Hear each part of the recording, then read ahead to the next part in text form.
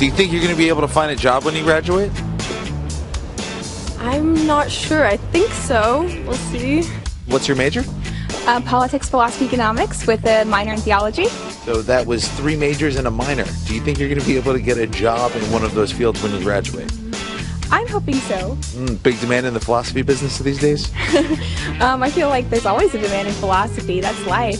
I'm focusing on literary writing, which I'll be doing anyways, whether I get a job in it or not. I'm kind of looking forward to being a waiter most of my life.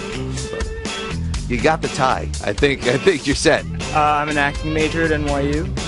Do you feel you'll be able to find a job in this field when you graduate? Hopefully, yeah. You know, it's not entirely about just getting a job. It's also about finding yourself as a person and also developing it in your moral character, I think. Well, it may be a little more than just finding yourself, because finding a job after graduation, probably pretty important. It can also be a very challenging task for any young person, especially given today's economy. There are a lot of factors that are working against young people today, and many of the graduates of today's schools are starting their young lives, and they're already in debt up to here from student loans, loans they took in order to get a career. As of 2013, almost 42% of households under the age of 35 owed student loans. And in the recent study, 24% of millennials believe that their student debt is just going to be forgiven, wiped off. I wonder if that's going to happen. Caleb, would it be a good idea just to wipe out everybody's student loans and say, hey, you know what, forget about it. Don't worry about paying that off? Forget about it. That's a New York thing. Forget about it. Terrible, terrible idea.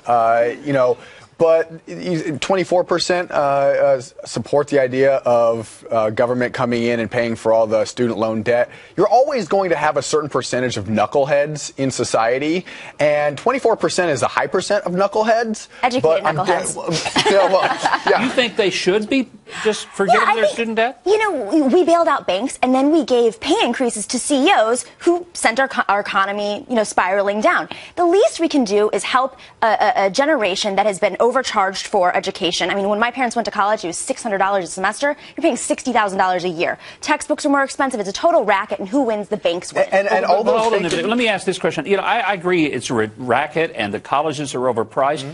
But community colleges aren't that expensive. That's right. Wouldn't it be that you make a choice, and instead of buying a Mercedes, you might buy a Fiat?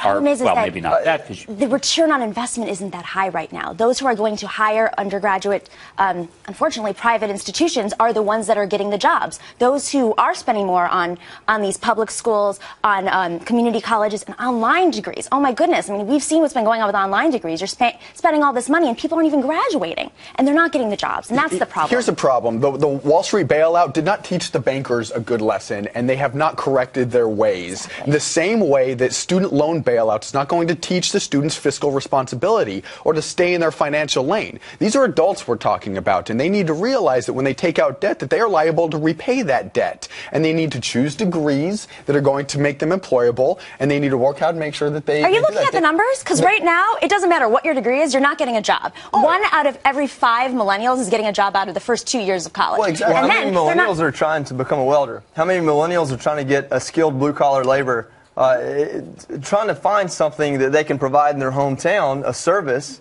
to provide that they can make money at, $50,000, $60,000 a year. If you want the federal government to do something, have them put the information they already have about the hundreds of thousands of blue-collar jobs and skilled labor jobs that are out there waiting for someone to fill them.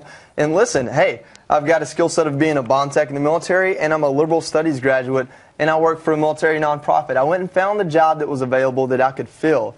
And really, it's a skilled labor.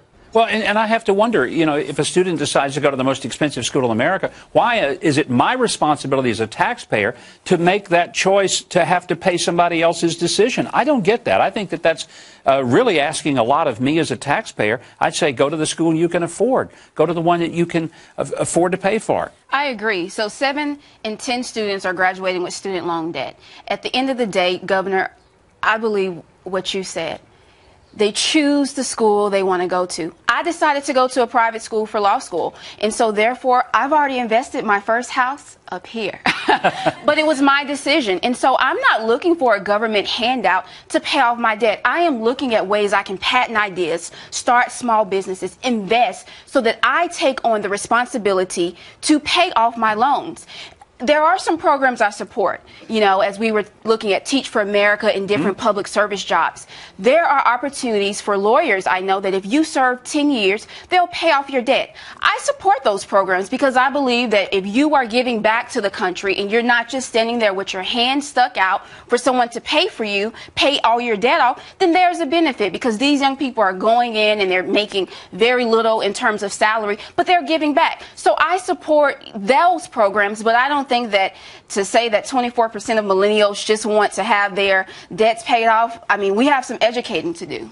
Well, let me just say this. I went to a small private Christian college in Arkansas called Ouachita Baptist University. Most of you have never heard of it, and I'm pretty sure you couldn't spell it. But I'm telling you something. I debated in the course of my political life with people who had Harvard law degrees. I never felt intellectually disadvantaged, and I've never been disappointed or sorry that I went to the school I went to. I felt like I got a great education. So where you go where you can afford, go where you feel like you're going to be prepared for life, not where somebody is going to give you some recognition because there's a reputation there. You'll build your own reputation.